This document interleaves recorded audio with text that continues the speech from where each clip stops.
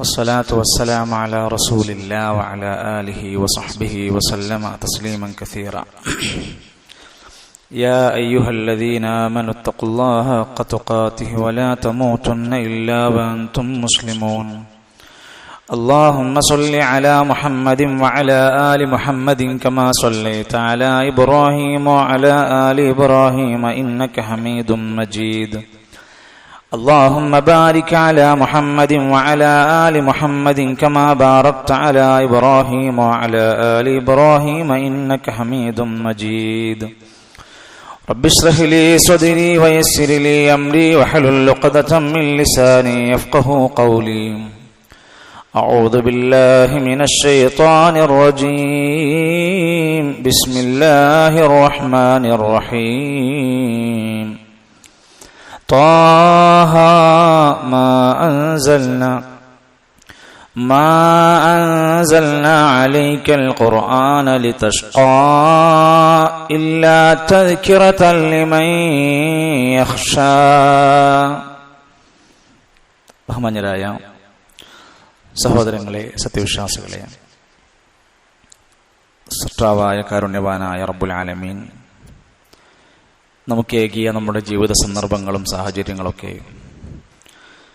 അല്ലാഹുവിന് ഏറ്റവും ഇഷ്ടപ്പെട്ട മാർഗത്തിലൂടെ ക്രമീകരിക്കാൻ നമുക്ക് ഓരോരുത്തർക്കും അല്ലാഹു തൗഫീഖ് പ്രദാനം ചെയ്യുമാറാകട്ടെ. നമ്മുടെ ജീവിതത്തിൽ അല്ലാഹു സുബ്ഹാനഹു വ തആല നമ്മളോട് കൽപ്പിച്ചിരിക്കുന്ന നിർദ്ദേശങ്ങൾ അതെന്താന്ന് അറിയാനും പഠിക്കാനും നമ്മൾ താല്പര്യം കാണിക്കേണ്ടതുണ്ട്. കഴിഞ്ഞ നമ്മുടെ ക്ലാസ്സുകളിലൂടെ നമ്മൾ സൂറ മറിയമാണ് പഠിച്ചിരുന്നത്. ഒരു പുതിയ അധ്യായം ആരംഭിക്കുമ്പോൾ സ്വാഭാവികമായും അതിൻ്റെ പഠനത്തിൻ്റെ ആവശ്യകതയും ഖുർആൻ പഠനത്തിൻ്റെ പ്രസക്തിയും ബോധ്യപ്പെടുത്തേണ്ട ആവശ്യമില്ലാത്ത വിധേന ഉത്ബുദ്ധരായ ഒരു സദസ്സാണ്. എങ്കിലും അതിൽ ഒരു കാര്യം നമ്മൾ അടിവരയിട്ട് മനസ്സിലാക്കേണ്ടതുണ്ട്. ഇസ്ലാമിന്റെ പ്രമാണങ്ങളോട് നമുക്ക് നീതി പാലിക്കാൻ കഴിയണം. ഇസ്ലാം എന്ന് പറഞ്ഞാൽ കേട്ടുകേൾവിയല്ല, കാലകീലകളല്ല, ആരോ പറഞ്ഞു, എന്തോ പറഞ്ഞു, എവിടെയോ പറഞ്ഞു എന്നതിന്റെ അടിസ്ഥാനത്തിലല്ല. ഇസ്ലാം എന്ന് പറഞ്ഞാൽ കെട്ടുകഥകളല്ല. ഇസ്ലാം എന്ന് പറഞ്ഞാൽ ഏതെങ്കിലും ഒരു മനുഷ്യന്റെ ബുദ്ധിയിൽ തോന്നിയ എന്തോ ചില ചിന്തകളല്ല, മറിച്ച് അതിനൊരു അടിസ്ഥാന തത്വമുണ്ട്. അതിന്റെ നിയമനിർദ്ദേശങ്ങൾക്ക് പിന്നിൽ ശക്തമായ പ്രമാണങ്ങളുണ്ട്. അത് വിശുദ്ധ ഖുർആൻ തന്നെ സൂറത്തുൻ നിസാഇന്റെ 59-ാമത്തെ ആയത്തിൽ പറയുന്നുണ്ട്. യാ അയ്യുഹല്ലദീന ആമനൂ, സത്യവിശ്വാസികളെ, നിങ്ങൾ അള്ളാഹുവിനെ അനുസരിക്കണം. അതാണ് ഇതിന്റെ ഒന്നാമത്തെ പ്രമാണം. അള്ളാഹുവിനെ അനുസരിക്കുക, ഖുർആൻ അനുസരിക്കുക എന്നതാണ് ഒന്ന്. വഅതിഉർ റസൂൽ, നിങ്ങൾ റസൂലിനെയും അനുസരിക്കുക, അത് രണ്ടാമത്തെ പ്രമാണമാണ്. വഉലിൽ അംരി മിൻകും, അത് ഇജ്മാഇനെ വേണമെങ്കിൽ നമുക്ക് പറയാൻ പറ്റുന്ന രൂപത്തിൽ പണ്ഡിതന്മാരുടെ ഏകോപിച്ച അഭിപ്രായങ്ങൾ, നിങ്ങളുടെ നേതാക്കന്മാരിലുള്ള കാര്യങ്ങളെ നിങ്ങൾ അനുസരിക്കുവിൻ.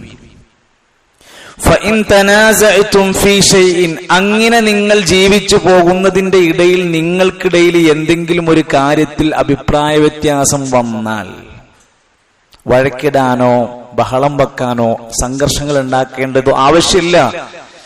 ഫഇൻ തനാസഅതും ഫീ ഷൈഇൻ ഫറുദ്ദൂഹു ഇലല്ലാഹി വറസൂൽ, നിങ്ങൾ അല്ലാഹുവിലേക്കും റസൂലിലേക്കും ആ വിഷയം മടക്കി. എന്നിട്ട് നോക്ക്, അവിടെ എന്താ പറഞ്ഞിരിക്കുന്നത്? ഒന്നാമത് ഖുർആനിൽ എന്താ പറഞ്ഞിരിക്കുന്നത്? ഹദീസിൽ എന്താ പറഞ്ഞിരിക്കുന്നത്? അവിടെ ഒന്നുമില്ലെങ്കിൽ ഇജ്മാഇൽ എന്താണ് പണ്ഡിതന്മാരുടെ തീരുമാനം? ഇൻ കുൻതും തുഅ്മിനൂന ബില്ലാഹി വൽ യൗമിൽ ആഖിർ, നിങ്ങൾ അല്ലാഹുവിലും പരലോകത്തിലും വിശ്വസിക്കുന്നവരാണെങ്കിൽ നിങ്ങളുടെ സമീപനം ഇങ്ങനെയായിരിക്കണം. മുഅ്മിനീങ്ങളുടെ സമീപനം ഇങ്ങനെയായിരിക്കണം.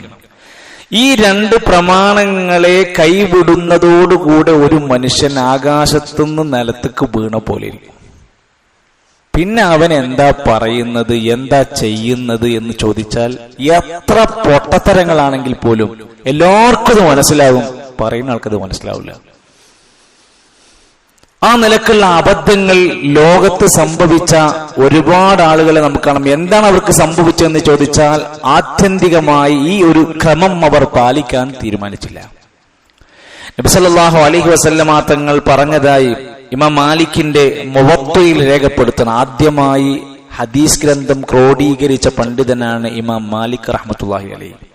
ബുഖാരി ഇമാമിന്റെ മുമ്പ് ഹദീസ് ക്രോഡീകരണം നടത്തിയിട്ടുള്ള ഇമാം മാലിക്, അതിന് തന്നെ അൽ മുവത്ത, സുദീർഘമായ ഒരുപാട് ഹദീസുകൾ അതിലുണ്ട്. അതിൽ ദഈഫും സ്വഹീഹും ഒക്കെ ഉണ്ടായിരിക്കും. ആ മുവത്തയിൽ വന്ന ഒരു ഹസനായ ഹദീസിൽ കാണാൻ നബി സല്ലല്ലാഹു അലൈഹി വസല്ലം അവിടുത്തെ അവസാനത്തെ പ്രസംഗത്തിൽ അറഫാ കുന്നിന്റെ മുകളിൽ ഖുത്ബത്തുൽ വിദാഇൽ വെച്ച് പറഞ്ഞു, തറക്തു ഫീകും അംറൈൻ, ഞാൻ രണ്ട് കാര്യങ്ങൾ നിങ്ങൾക്ക് വിട്ടേച്ചാണ് പോകുന്നത്. ലൻ തളില്ലൂ മാ തമസ്സക്തും ബിഹിമാ, അത് രണ്ടും നിങ്ങൾ മുറുകെ പിടിച്ചാൽ നിങ്ങൾ പിഴക്കൂല. ഈ ഉമ്മത്തിന്റെ കരുത്താണ് പറഞ്ഞത്. അത് രണ്ടും നിങ്ങൾ മുറുകെ പിടിച്ചാൽ നിങ്ങൾ പിഴക്കൂല. കിതാബല്ലാഹി വസുന്നത നബിയിഹി, ഒന്നാമത്തേത് അള്ളാന്റെ കിതാബാണ്. രണ്ടാമത്തേത് വസുന്നത നബിയിഹി, ആ പ്രവാചകർ സല്ലല്ലാഹു അലൈഹി വസല്ലമയുടെ സുന്നത്തുകളാണ്. ഇത് മുറുകെ പിടിച്ചാൽ, ആ പ്രമാണം സ്വീകരിച്ചാൽ നമുക്ക് എന്ത് ഗുണാണ് കിട്ടുക? ഇപ്പൊ നാട്ടിൽ പലരും ഉണ്ടല്ലോ, പല ഈ സമുദായത്തിന്റെ ഇടയിൽ തന്നെയും അതൊന്നും നോക്കാതെയും നാട്ടുനടപ്പനുസരിച്ചും പൂർവികന്മാരായ ഞങ്ങളുടെ കാരണവന്മാരൊക്കെ എങ്ങനെയാ പോണത് എന്ന് പറഞ്ഞതിന്റെ അടിസ്ഥാനത്തിലും കൊല്ലങ്ങളായിട്ട് ഞാൻ ഇങ്ങനെയാ പഠിച്ചത്, അതുകൊണ്ട് ഞാൻ ഇങ്ങനെയാ പോകുന്നത് എന്ന് പറയുന്ന ആൾക്കാരൊക്കെ ഉണ്ട്. ഇതിന്റെ ഇടയിൽ നിന്ന് ഈ രണ്ടെണ്ണത്തിനെ മുറുകെ പിടിക്കുന്നവർക്ക് മാത്രം എന്താ ഗുണം എന്നാ ചോദിച്ചത്. അതിന് ഖുർആൻ പറഞ്ഞു, അള്ളാനെയും റസൂലിനെയും അനുസരിച്ച് ജീവിച്ചാൽ فأولئك مع الذين أنعم الله عليهم من النبيين والصديقين والشهداء والصالحين وحسن أولئك رفيقا. അള്ളാഹുവിനെ അനുസരിച്ചാൽ, റസൂലിനെ അനുസരിച്ചാൽ അവർ അമ്പിയാക്കന്മാരുടെ കൂടെ, സുദ്ദീഖുമാരുടെ, ശുഹദാക്കന്മാരുടെ, സ്വാലിഹീങ്ങളുടെ കൂടെയായിരിക്കുന്നവന്റെ സ്ഥാനം അതൊരു സാധാരണക്കാരന് വരെ നേടിയെടുക്കാൻ പറ്റുന്ന സ്ഥാനമാണ്. ഈ സ്ഥാനം ഉണ്ടല്ലോ, സിദ്ദീഖുമാരാവുക, ശുഹദാക്കന്മാരാകുക, സ്വാലിഹീങ്ങളാവുക എന്ന് പറഞ്ഞ വലിയ ദർജയാണ്. ആ ദർജയിൽ ജീവിച്ചവരുടെ കൂടെ ജീവിക്കാനുള്ള വകുപ്പ് അള്ളാഹിനെയും റസൂലിനെയും പ്രമാണപരമായി അനുസരിച്ച് ജീവിച്ചവർക്കുണ്ട് എന്നാണ്. അതിന്റെ ഗുണം എത്രമാത്രം വലുതാണ് എന്ന് അവിടെ പണ്ഡിതന്മാർ നമ്മളെ ഓർമ്മപ്പെടുത്തിയിട്ടുണ്ട്. അതോടൊപ്പം തന്നെ ആ മാർഗം, ആ പ്രാമാണികമായ ഗ്രന്ഥങ്ങളെ അല്ലെങ്കിൽ ആ സന്ദേശത്തെ സ്വീകരിച്ച് ജീവിക്കുന്ന മാർഗത്തിനെയാണ് സലഫു സ്വാലിഹീങ്ങളുടെ മാർഗം എന്ന് നമ്മൾ വിളിക്കുന്നത്. സലഫു സ്വാലിഹീങ്ങളുടെ മാർഗം പിൻപറ്റുക എന്ന് പറഞ്ഞാൽ അതുകൊണ്ട് ഉദ്ദേശിക്കുന്നത് ഈ പറഞ്ഞ പ്രമാണങ്ങളെ മുറുകെ പിടിച്ച നമ്മുടെ മുൻഗാമികളുടെ പാതയിലേക്ക് ഒരാൾ കടന്നു വരിക എന്നാണ്. സ്വാഭാവികമായും അതിന് എല്ലാവർക്കും സാധ്യമായിക്കൊള്ളണമെന്നില്ല. അതിൽ ഒരുപാട് പ്രയാസങ്ങൾ ഉണ്ടാകും, അതിൽ പരിഹാസങ്ങൾ ഉണ്ടാകും, കുത്തുവാക്കുകൾ ഉണ്ടാകും, ആക്ഷേപങ്ങൾ ഉണ്ടാകും, ധാരാളക്കണക്കിന് പ്രശ്നങ്ങൾ അവന്റെ മുമ്പിൽ കടന്നു വരും. അവിടെയെല്ലാം അവൻ പാലിക്കാൻ പറഞ്ഞ മര്യാദയാണ് നീ ദീന് മുറുകെ പിടിക്കാം. അതിൽ നീ ക്ഷമയോടെ വസ്തബിർ അലൈഹ, അവന്റെ പേരിൽ നന്നായി ക്ഷമിക്കാം, നന്നായി ക്ഷമിക്കുക. ഒരു പക്ഷേ നിന്റെ കുടുംബത്തിൽ നീ മാത്രമേ ഉണ്ടാവുള്ളൂ. ചിലയിടത്തൊക്കെ അങ്ങനെ ഉണ്ടാവും, ഒന്നോ രണ്ടോ ആളുകൾ മാത്രമായിരിക്കും ഈ നിലക്ക് വിശുദ്ധ ഖുർആനിനെ, പ്രവാചക ചര്യകളെ പിൻപറ്റുന്നവർ. അവരെ ഇട്ട് വരിഞ്ഞു മുറുക്കി ഒറ്റപ്പെടുത്തുന്ന അവസ്ഥകൾ വരെ കുടുംബങ്ങളിൽ നിന്ന് നമുക്ക് കാണാറും കേൾക്കാറൊക്കെയുണ്ട്. ചില നാടുകളിൽ ഒരേ ഒരാള്, രണ്ടാള്, നാലാളൊക്കെ ഉണ്ടാവും. എന്താ ആ നാട്ടിൽ നിന്ന് അവർക്കൊരു വ്യത്യാസമുള്ളത്? എന്താ? അവർ നാട്ടിൽ നടക്കുന്ന ഖുറാഫാത്തുകളും ബിദ്അത്തുകളെയും മാറ്റിവെച്ച് പ്രാമാണികമായ ഒരു ജീവിതത്തിന് അവർ തയ്യാറാവുകയാണ്. വലം യഖ്ഷ ഇല്ലല്ലാഹ്, അല്ലാഹനല്ലാതെ അവർക്കൊരാളെ പേടില്ല. വലാ യഖാഫൂന ലൗമത ലായിമിൻ, ആക്ഷേപകന്റെ ആക്ഷേപത്തെ അവർ പേടിക്കൂല. അത് മനസ്സിനകത്തേക്ക് ഈ ഖുർആനിന്റെ സന്ദേശങ്ങൾ കയറി തുടങ്ങുമ്പോഴാണ് കിട്ടുക. അതുകൊണ്ട് നമ്മളൊരു പുതിയ അധ്യായം ആരംഭിക്കുമ്പോൾ നമ്മുടെ മനസ്സിലുണ്ടാകേണ്ടത്, ഞാനിത് പഠിക്കൽ എൻ്റെ ജീവിതത്തിലേക്ക് എന്നെന്നും ആവശ്യമാണ്. നമ്മളൊരു നിലപാട് സ്വീകരിക്കാൻ, ഒരു വിശ്വാസം ശരിപ്പെടുത്താൻ, ഒരു കാര്യം ശരിയല്ല, ഒരു കാര്യം തെറ്റെന്നൊക്കെ ബോധ്യപ്പെടുത്താൻ നമുക്ക് എന്താ വേണ്ടത്? നമ്മുടെ അടുത്ത് പ്രമാണങ്ങൾ വേണം, ആയത്ത് വേണം, ഹദീസ് വേണം.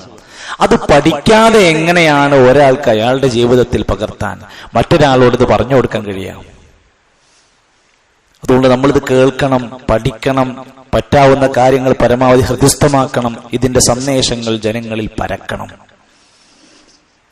ആ സന്ദേശത്തിന്റെ ഭാഗമാണ്, അത് പ്രചരിപ്പിക്കുന്നതിന്റെ ഭാഗമാണ്. അതിനുവേണ്ടി നമ്മൾ ദഅവത്ത് എന്നൊക്കെ വിളിക്കുന്നുവെങ്കിലും ഓരോരുത്തരുടെയും സാമൂഹികമായ ബാധ്യതകളിൽപ്പെട്ടതാണ് ഈ സന്ദേശത്തെ എത്തിച്ചു കൊടുക്കാൻ.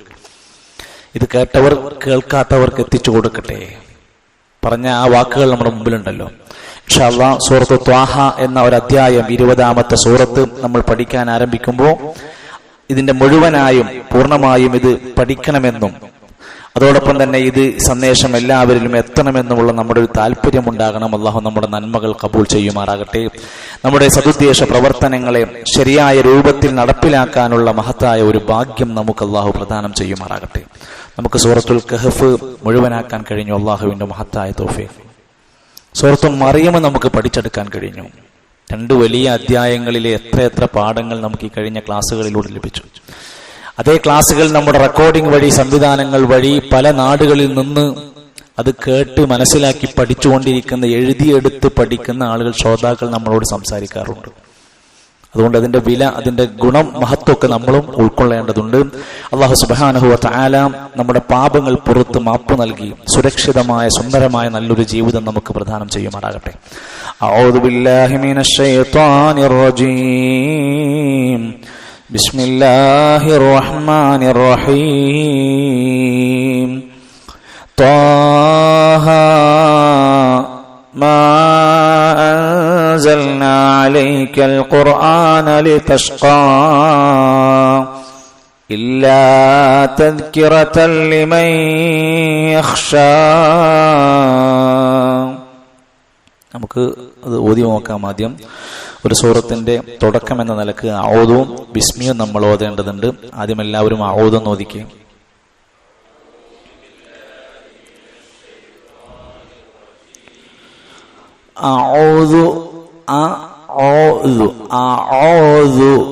ക്ക് പുള്ളിയുണ്ട്. ഔദു അല്ല, അഊദു ബില്ലാഹി മിനശ് ശൈത്വാനി. ശൈത്താനി അല്ല, ശൈത്വാനി. അഊദു ബില്ലാഹി മിനശ് ശൈത്വാനിർ റജീം. ഒന്നുകൂടി ആവർത്തിച്ച്.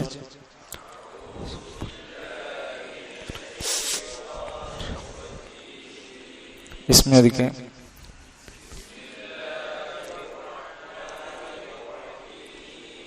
ബിസ്മില്ലാഹിർ റഹ്മാനി. റഹ്മാനി അല്ല, റഹ്മാനി. റാക്ക് ഫത്ഹ് വന്നാൽ റഹ്മാനി റഹീം. ബിസ്മില്ലാഹിർ റഹ്മാനിർ റഹീം. ത്വാഹ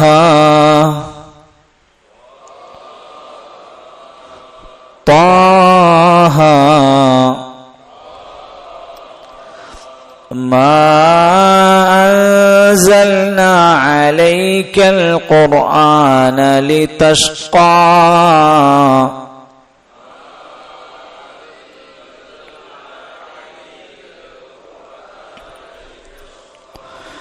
ما أنزلنا عليك القرآن لتشقى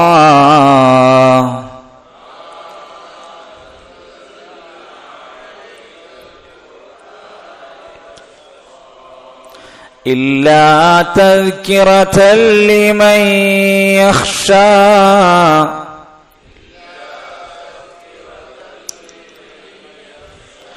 إلا تذكرة لمن يخشى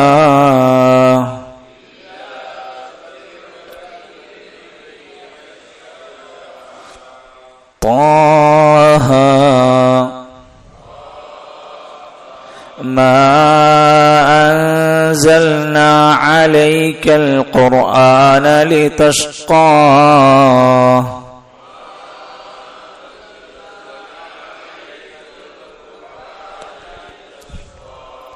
إلا تذكرة لمن يخشى.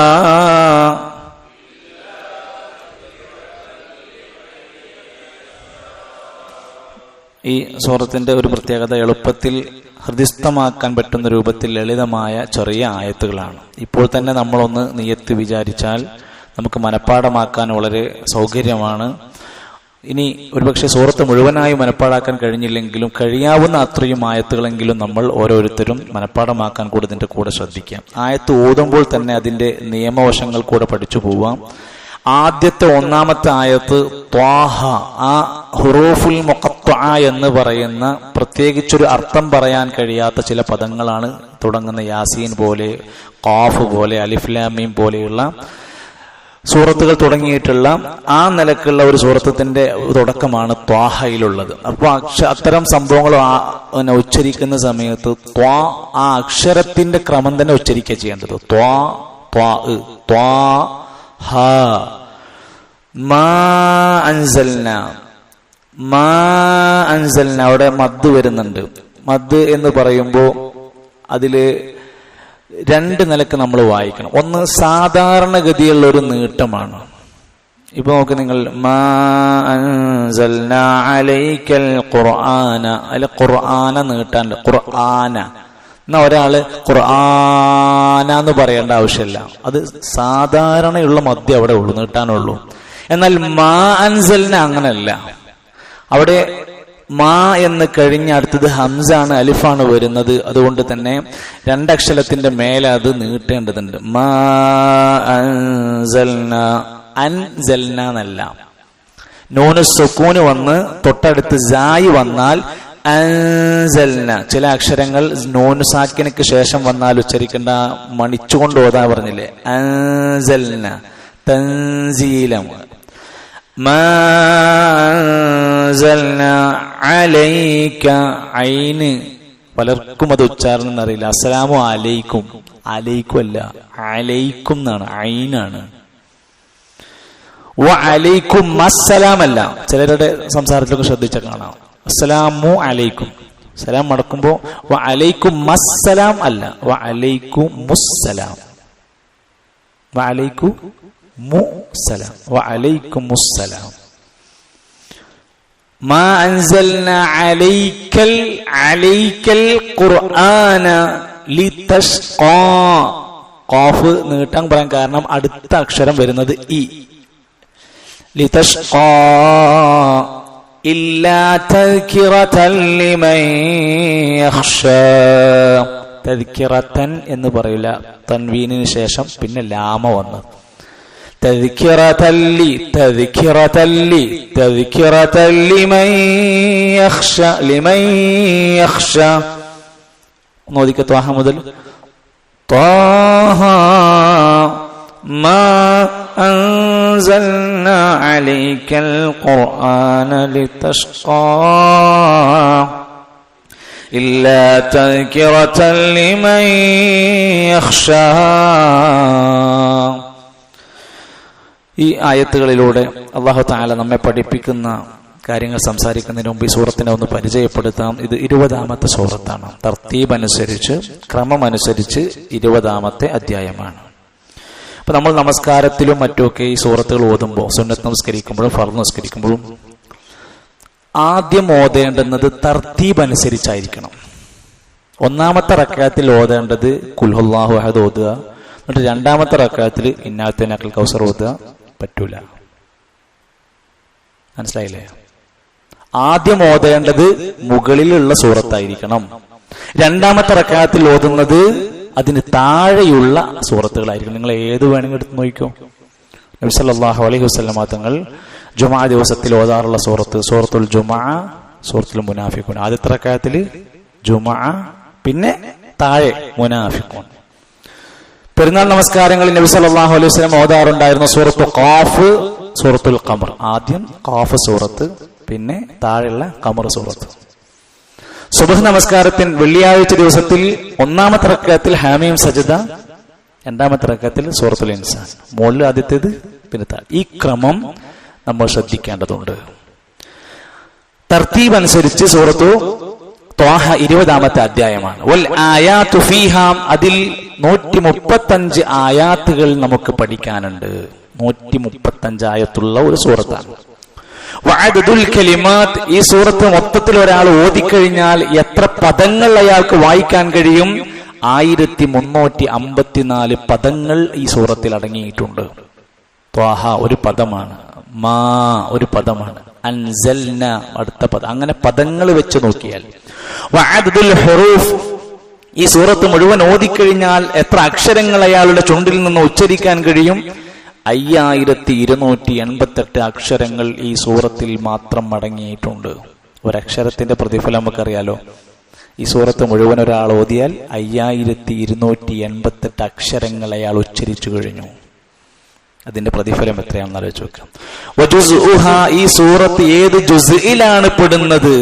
30 ജുസ്ഉകളായി ക്രമീകരിച്ചു പണ്ഡിത ലോകത്ത്. ആ ജുസ്ഇൽ ഇത് ഏതിലാണ്? 16-ാമത്തെ ജുസ്ഇലാണ് ഇത് പെടുന്നത്. വനസലത്ത്, ഈ സൂറത്ത് ഇറങ്ങിയത് ബഅദ സൂറത്തി മറിയം, ക്രമം അനുസരിച്ച് തന്നെ. ഈ ചില സൂറത്തുകൾ മറിയം സൂറത്ത് കഴിഞ്ഞ് അവതരിച്ചു കഴിഞ്ഞിട്ടാണ്, സൂറത്ത് മറിയമിന്റെ ശേഷമാണ് ത്വാഹ എന്ന ഈ സൂറത്ത് അവതരിച്ചിട്ടുള്ളത് എന്നും പണ്ഡിതന്മാർ പറയുന്നുണ്ട്. അതുപോലെ തന്നെ ഈ സൂറത്തിന്റെ തുടക്കത്തിലുള്ള 1-ാമത്തെ ആയത്ത്, അതുപോലെയുള്ള അലിഫ് ലാം മീം നൂൻ യാസീൻ കഫായ ഐൻ സ്വാദ് പോലെയുള്ള പദങ്ങളെ അറബിയിൽ പറയാൻ ഹുറൂഫുൽ മുഖത്തഅ എന്ന് വിളിക്കാം. ഹുറൂഫുൽ മുഖത്തഅ. ഹുറൂഫുൽ ഹിജാ എന്ന് വിളിക്കും അക്ഷരമാലയെ, അറബി അക്ഷരമാല ഹുറൂഫുൽ ഹിജായിയ. ഹുറൂഫുൽ മുഖത്തഅ നിർണിതമായ ഗണ്ണിതമായ അർത്ഥം പ്രയോഗിക്കാത്ത ചില പ്രയോഗങ്ങളെയാണ് ഹുറൂഫുൽ മുഖത്തഅ. അലിഫ് ലാം മീം എന്താ അർത്ഥം? അല്ലാഹു അഅലം. ഖാഫ് വൽ ഖുർആനിൽ മജീദ് എന്താ ഖാഫ് അർത്ഥം? അല്ലാഹു അഅലം. ത്വാഹ എന്താ അർത്ഥം? അല്ലാഹു അഅലം എന്ന് പറയുന്ന രൂപത്തിലുള്ള പ്രയോഗം. അങ്ങനെ തുടങ്ങിയ 20-ലേറെ സൂറത്തുകളുണ്ട്. അതിലൊന്നാണിത്. മഹാനായ സഈദ് ഇബ്നു ജുബൈർ റഹിമഹുല്ലാഹ് ഇബ്നു അബ്ബാസ് റളിയല്ലാഹു അൻഹുവിൽ നിന്ന് താബിഈയായ സഈദ് റളിയല്ലാഹു അൻഹു രേഖപ്പെടുത്തുന്നുണ്ട്. ത്വാഹ എന്നതിന്റെ അർത്ഥം പറഞ്ഞപ്പോ യാ റജുൽ എന്ന രൂപത്തിൽ ഒരു ആശയമാണ് ഞങ്ങൾക്ക് കാണാൻ കഴിഞ്ഞത്. യാ റജുൽ, ഓ മനുഷ്യ, ഓ മനുഷ്യ എന്ന വിളിയാണ് അതുകൊണ്ട് ഉദ്ദേശിക്കുന്നത് എന്ന് മഹാനായ പണ്ഡിതൻ ഖാദി അയാദ് റഹിമഹുല്ലാ എഴുതിയിട്ടുള്ള ഒരു പുസ്തകമുണ്ട്, കിതാബു ഷിഫ. ശമനം എന്നാണ് കിതാബിന്റെ പേര്. ഷഫ, കിതാബു ഷിഫ. അതിൽ അദ്ദേഹം പറഞ്ഞിരിക്കും, ത്വാഹ എന്ന് പറഞ്ഞാൽ ത്വഅൽ അർളു യാ മുഹമ്മദ്, മുഹമ്മദ് നബിയെ ഭൂമി കീഴ്പ്പെട്ടിരിക്കുന്നു എന്ന് അർത്ഥം പറഞ്ഞിരിക്കുന്ന പ്രയോഗങ്ങൾ കാണാൻ സാധിക്കുന്നു. മറ്റു ചില തഫ്സീറുകളിൽ വായിക്കാൻ കഴിയുന്നത് പണ്ഡിതന്മാർ രേഖപ്പെടുത്തിയിട്ടുണ്ട്, അബൂജഹല് അതുപോലെ തന്നെ നളർ ബിനുൽ ഹാരിസ് പോലെയുള്ള ശത്രുക്കൾ വന്നിട്ട് നബി സല്ലല്ലാഹു അലൈഹി വസല്ലമയോട് വന്ന് പറയാണ്, അല്ലയോ മുഹമ്മദേ, ഇന്നക ഷഖിയ്യുൻ, നീ ദൗർഭാഗ്യവാനാണ്. ലിഅന്നക തറക്ത ദീന ആബായിക്, നിന്റെ ഈ നാട്ടിലെ പൂർവ്വപിതാക്കന്മാരായ നിന്റെ പിതാവ്, നിന്റെ പിതാവിന്റെ പിതാവിന്റെ പിതാവിന്റെ കുറെ ആൾക്കാരൊക്കെ ഉണ്ട്, അവരൊക്കെ സ്വീകരിച്ച മതം നീ ഒഴിവാക്കിയില്ലേ, നീ മഹാനഷ്ടക്കാരനാണ്.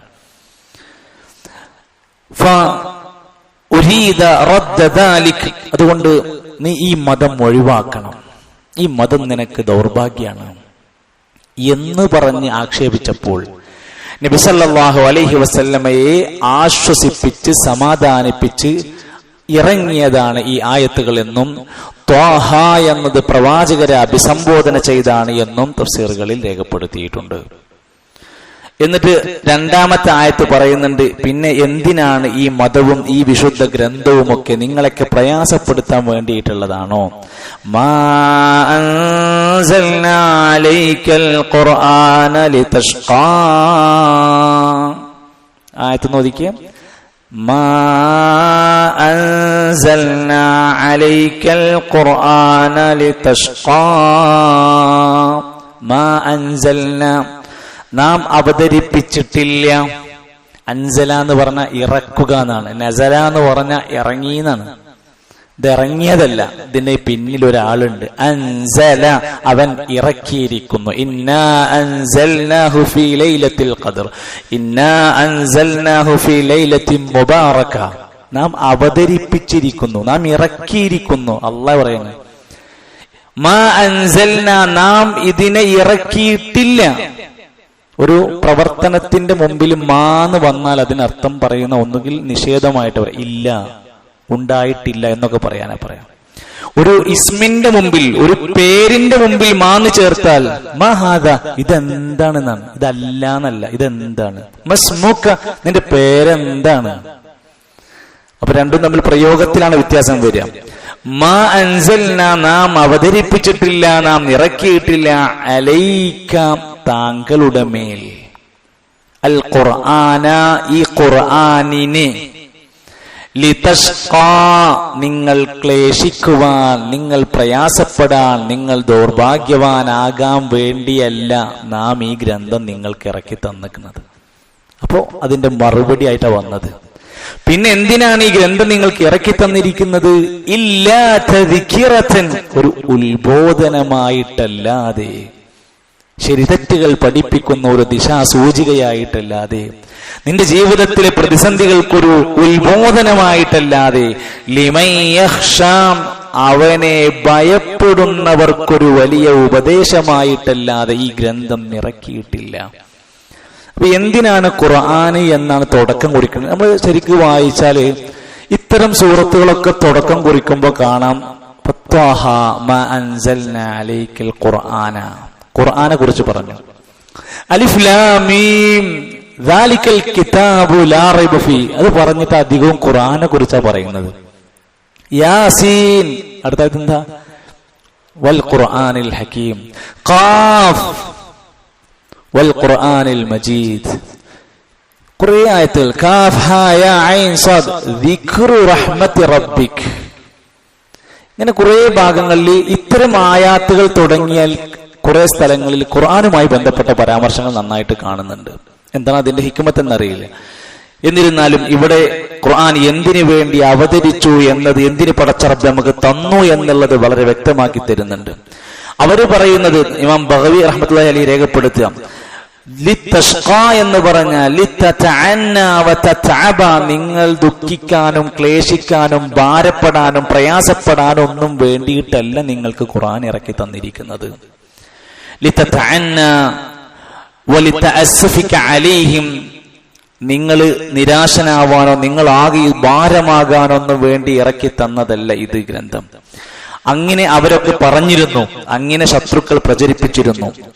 എന്നാൽ ഇമാം തൊബരി റഹ്മത്തുള്ളാഹി അലൈഹി ഒന്നുകൂടി വിശദീകരിച്ചു പറഞ്ഞു, ലാ വല്ലാഹി മാ ജഅലഹുല്ലാഹു ശിഖാൻ, വലാകിൻ, ഇതൊരിക്കലും ഒരു മനുഷ്യനും ദൗർഭാഗ്യത്തിന്റെ ഗ്രന്ഥമായിട്ട് തന്നതല്ല. വലാകിൻ, പക്ഷേ, ജഅലഹു, ഈ ഗ്രന്ഥത്തിനെ അള്ളാഹു തീരുമാനിച്ചത് റഹ്മതൻ, കാരുണ്യമായിട്ടാണ്.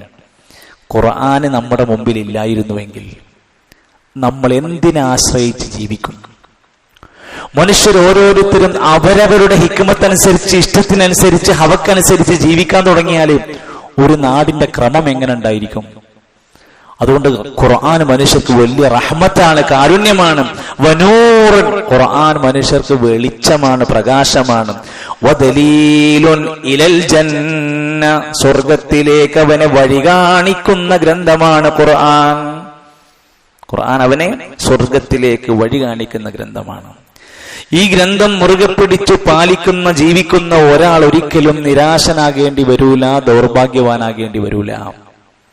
3 സ്ഥലങ്ങളിൽ 3 കാര്യങ്ങളിൽ വിശദീകരിച്ചപ്പോൾ ഖുർആൻ പറഞ്ഞതാണ് അവർ ദൗർഭാഗ്യവാന്മാരാകൂല. ഒന്ന്, സക്കരിയ നബി അലൈഹി ഇസ്ലാമിന്റെ വിഷയവുമായി ബന്ധപ്പെട്ട് കാണാം. സക്കരിയ നബി പറയാണ്, ഞാൻ എല്ലാ സന്ദർഭങ്ങളിലും എന്റെ റബ്ബിനോട് പ്രാർത്ഥിച്ചുകൊണ്ടേയിരിക്കും. വലമ്മക്കും ബിദുആഇക റബ്ബി ശഖിയാ, എന്റെ റബ്ബിനോട് പ്രാർത്ഥിച്ചതിന്റെ കാരണത്താൽ ഞാൻ ഒരിക്കലും ദൗർഭാഗ്യവാനാകൂല. ഷഖിയ്. അപ്പൊ ഒന്ന്, പ്രാർത്ഥിക്കുന്ന ആൾക്കാർക്ക് ദൗർഭാഗ്യം എന്നുള്ള അവസ്ഥ ഉണ്ടാവില്ല. രണ്ടാമത്തത്, ഈസാ നബി അലൈഹി സ്വലാം പറഞ്ഞൊരു വാക്കുണ്ട്, വബറം ബിവാലിദതി വലം യജ്അൽനി ജബ്ബാറൻ ശഖിയാ, എന്റെ ഉമ്മാക്ക് പുണ്യം ചെയ്യണമെന്ന് എന്നോട് പറഞ്ഞിട്ടുണ്ട്. അങ്ങനെ ഞാനത് ചെയ്യുന്നതിന്റെ പേരിൽ ഞാൻ ഒരിക്കലും ദൗർഭാഗ്യവാനാവുകയില്ല. മാതാപിതാക്കൾക്ക് പുണ്യം ചെയ്യുന്നവൻ ദൗർഭാഗ്യവാനാവുകയില്ല എന്ന്. 3 ത്വാഹ മാ അൻസൽനാ അലൈക്കൽ ഖുർആന ലിതഷ്ഖ. ഈ ഖുർആൻ നിങ്ങൾക്കൊരിക്കലും ദൗർഭാഗ്യമുണ്ടാക്കുന്നതല്ല. ഷഖിയാവുക സഈദാവുക എന്ന് പറയും. ഷഖിയാവുക എന്ന് പറഞ്ഞാൽ ദൗർഭാഗ്യവാനാകുക, സഈദാവുക എന്ന് പറഞ്ഞാൽ സൗഭാഗ്യവാനാവുക. ആരാണ് സൗഭാഗ്യവാൻ എന്ന് പറഞ്ഞ ഖുർആനിന്റെ ആയത്തിൽ കാണാം, സഈദു എന്ന് പറഞ്ഞാൽ ഫിൽ ജന്ന, സ്വർഗത്തിലെത്തിയ ആൾക്കാരാണ് സൗഭാഗ്യവാന്മാര്. ഇവിടെ ലോട്ടറി അടിച്ചതൊന്നും ഭാഗ്യമല്ല, ഇവിടെ ഉണ്ടാക്കിയ സമ്പത്തൊന്നൊരു ഭാഗ്യത്തിന്റെ അടയാളമായിട്ട് കാണണ്ട. സൗഭാഗ്യവാന്മാർ സ്വർഗത്തിൽ ആനന്ദിക്കുന്നവരായിരിക്കും ഭാഗ്യമുള്ളവര്. ദുനിയാവിലെ സുഖങ്ങളെ പറ്റി പറഞ്ഞത് വമൽ ഹയാത്തു ദുനിയാ ഇല്ലാ മതാഉൽ ഖുറൂർ, വഞ്ചനയുടെ വിഭവമല്ലാതെ മറ്റൊന്നുമല്ല ഈ ദുനിയാവിൽ കിട്ടുന്ന ഭാഗ്യങ്ങൾ. ഇവിടെ ഉണ്ടാകുന്ന നഷ്ടങ്ങളും അങ്ങനെ കണ്ടാൽ മതി. ഇതൊക്കെ ദുനിയാവല്ലേ, ഇതൊക്കെ തീരുന്നതല്ലേ, ഇന്നല്ലെങ്കിൽ നാളെ ഇതൊക്കെ അവസാനിക്കുന്നതല്ലേ എന്ന തോന്നലാണ് ഒരു വിശ്വാസിക്ക് ഉണ്ടാകാൻ സാധിക്കേണ്ടത്. ഈ ഗ്രന്ഥം ഭയപ്പെടുന്ന, ചിന്തിക്കുന്ന ആളുകൾക്ക്, അള്ളാനെ ഭയപ്പെടുന്നവർക്കുള്ള ഉത്ബോധനമാണ്. അതിൽ വിശദീകരിക്കേണ്ട ഭാഗമാണ്. ഇൻഷാ അല്ലാഹ് അടുത്ത ഒരു അധ്യായത്തെ ക്ലാസ്സിൽ നമുക്കത് പഠിക്കാം. ഒന്നുകൂടെ 3 ആയത്തുകൾ ഒന്നുകൂടി ഓതി നോക്കി.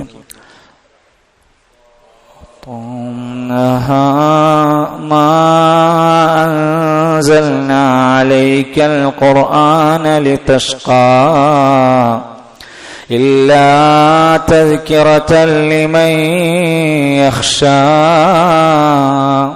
അത് കഴിഞ്ഞാൽ ഇനി വരുന്ന ആയത്തുകൾ തൻസീലം മിമ്മൻ ഖലഖൽ അർള വസ്സമാവാതിൽ ഉലാ അർറഹ്മാനു അലൽ അർശി ഇസ്തവാ ലഹു മാ ഫിസ് സമാവാതി വമാ ഫിൽ അർളി വമാ ബൈനഹുമാ വമാ തഹ്ത അസ്സറാ.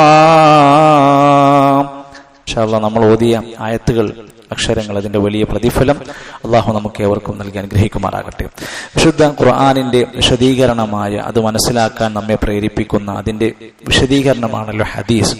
ഹദീസുകളിൽ ധാരാളക്കണക്കിന് പ്രാർത്ഥനകൾ നമ്മെ പഠിപ്പിച്ചിട്ടുണ്ട്. ആ പ്രാർത്ഥനകൾ കഴിഞ്ഞ നമ്മുടെ ക്ലാസ്സുകളിലൂടെ നമ്മൾ മനസ്സിലാക്കിയത് ഓരോ നമസ്കാര ശേഷവും നമസ്കാരത്തോട് അനുബന്ധിച്ചുള്ള പ്രാർത്ഥനകളെ കുറിച്ച് നമ്മൾ മനസ്സിലാക്കിയിട്ടുണ്ട്. മഹാന്മാരായ അമ്പിയാക്കന്മാരുടെ ചരിത്രം വിശദീകരിക്കുന്ന ഘട്ടങ്ങളിൽ അവിടെ പറഞ്ഞൊരു പ്രധാനപ്പെട്ട കാര്യമാണ്, അവരെല്ലാവരും അള്ളാഹുവിനോട് പ്രാർത്ഥിക്കുന്നവരായിരുന്നു. പ്രാർത്ഥിക്കുന്നത് അള്ളാഹുവിനോടായിരുന്നു.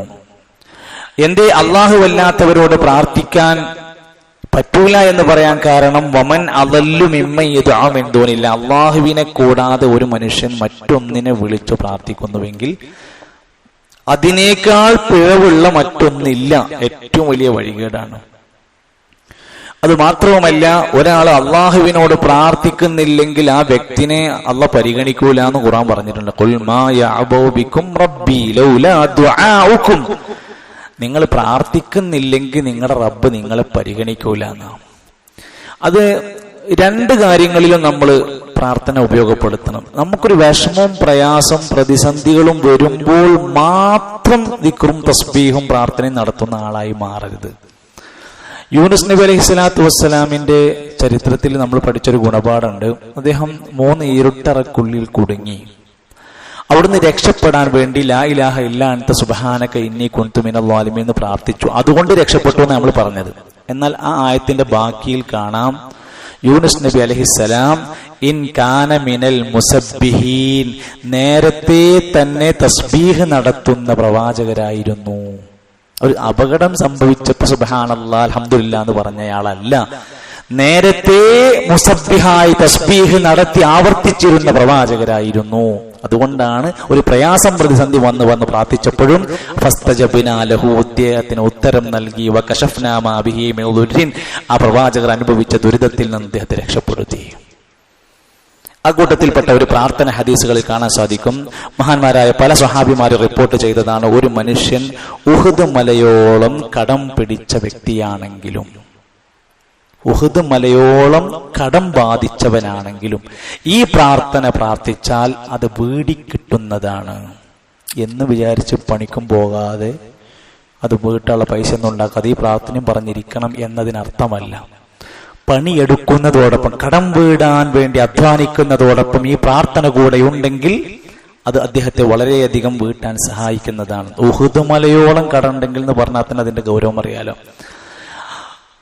കടവുമായി ബന്ധപ്പെട്ട വിഷയങ്ങൾ സംസാരിച്ചപ്പോൾ നബി സല്ലല്ലാഹു അലൈഹി വസല്ലം പറഞ്ഞൊരു വാക്കുണ്ട്, നിങ്ങൾ കടം സൂക്ഷിക്കണം. അത് പകൽ സമയത്ത് മാനക്കേട് ഉണ്ടാക്കുന്ന കാര്യം, ആൾക്കാരുടെ ഇടയിൽ ഇറങ്ങിയിട്ട് നടക്കാൻ കഴിയില്ല. രാത്രി സമയത്ത് ദുഃഖഭാരം ഉണ്ടാക്കുന്ന കാര്യമാണ് കടം. രാത്രി കടന്നുറങ്ങുമ്പോൾ എങ്ങനെ അത് വീട്ടുക, എങ്ങനെ ഇപ്പൊ അത് കൊടുക്കുക, എന്താ ഇപ്പൊ ചെയ്യുക? അതുകൊണ്ടാണ് അത് വീട്ടാൻ വേണ്ടി ഇസ്ലാമിലെ കടവുമായി ബന്ധപ്പെട്ട പരാമർശങ്ങളിൽ നമ്മൾ പഠിക്കേണ്ട ഒന്ന്, ഖുർആനിലെ ഏറ്റവും വലിയ ആയത്ത് ഇറങ്ങിയിരിക്കുന്നത് കടം എന്ന വിഷയം പഠിപ്പിക്കാനാണ്. അത് മാത്രം മതി അതിന്റെ വിഷയം അറിയാൻ. മരിച്ച ജനാസയെ നമസ്കരിക്കുന്നതിന് മുമ്പ് ചോദിച്ച ചോദ്യം, ഇയാൾക്ക് കുട്ടികളുണ്ടോ, ഇയാൾക്ക് സ്ഥലമുണ്ടോ, സ്വത്തുണ്ടോ, ഇതൊന്നല്ല ചോദ്യം, ഇയാൾക്ക് കടം ഉണ്ടോ. അത് അത്ര വിഷയമുണ്ടെന്ന് അർത്ഥം. ആ പ്രാർത്ഥന നമ്മൾ അറിയാത്തവർ പഠിക്കണം. അൽഹംദുലില്ലാ. എന്താ പ്രാർത്ഥന? എന്താ പ്രാർത്ഥന? അല്ലാഹുമ്മ ക്ഫിനി ബിഹലാലിക അൻ ഹറാമിക വഅഗ്നിനി ബിഫദ്ലിക അമ്മൻ സിവാക്. 2 വരി വരുന്ന ഒരു പ്രാർത്ഥനയാണ്. അല്ലാഹുമ്മ ഇക്ഫിനി എന്ന് പറഞ്ഞേ. അല്ലാഹുമ്മ ഇക്ഫിനി, അല്ലാഹുമ്മ ഇക്ഫിനി ബിഹലാലിക, അല്ലാഹുമ്മ ഇക്ഫിനി ബിഹലാലിക. എഴുതണം. അല്ലാഹുമ്മ ഇക്ഫിനി ബിഹലാലിക, അല്ലാഹുമ്മ ഇക്ഫിനി ബിഹലാലിക അൻ ഹറാമിക. അല്ലാഹുമ്മ ഇക്ഫിനി ബിഹലാലിക അൻ ഹറാമിക, അല്ലാഹുമ്മ ഇക്ഫിനി ബിഹലാലിക അൻ ഹറാമിക. അതാണ് ഒരു ഭാഗം. വഅഗ്നിനി അഗ്നിനി ബിഫദ്ലിക,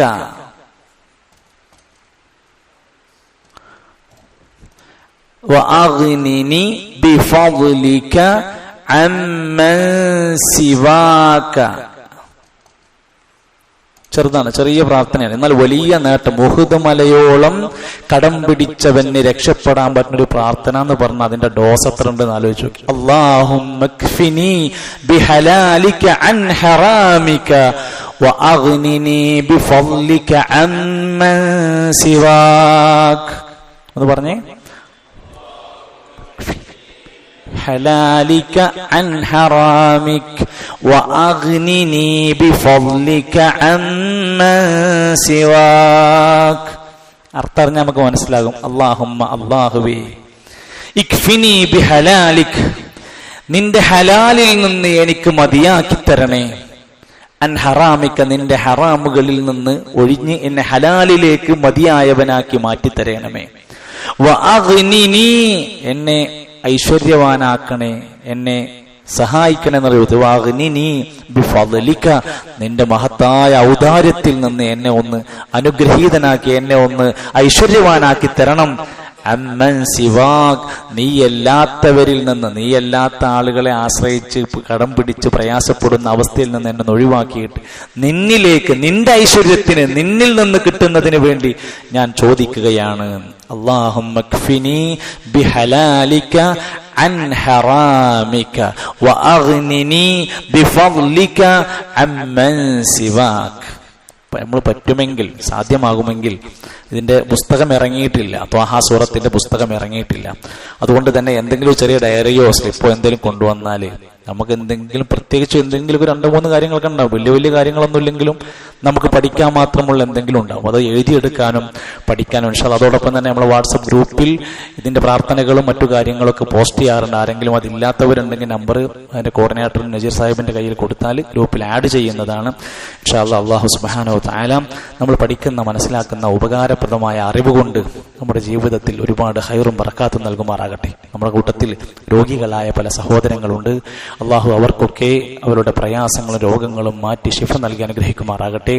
അള്ളാഹുവിന്റെ മാർഗത്തിൽ സമ്പത്ത് കൊണ്ട്, ശരീരം കൊണ്ടും സമയം കൊണ്ടുമൊക്കെ ജീവത്യാഗം ചെയ്യുന്ന, കഠിനാധ്വാനം ചെയ്യുന്ന നല്ല മുഅ്മിനുകളിൽ, മുത്തഖീങ്ങളിൽ അള്ളാഹു നമ്മെ ഉൾപ്പെടുത്തി അനുഗ്രഹിക്കുമാറാകട്ടെ. നമ്മുടെ മാതാപിതാക്കൾക്ക് അള്ളാഹു മഹത്തായ റഹ്മത്ത് പ്രദാനം ചെയ്യുമാറാകട്ടെ. നമ്മിൽ നിന്ന് മരണപ്പെട്ടു പോയവർക്കെല്ലാം അള്ളാഹു മഗ്ഫിറത്തും റഹ്മത്തും നൽകുമാറാകട്ടെ.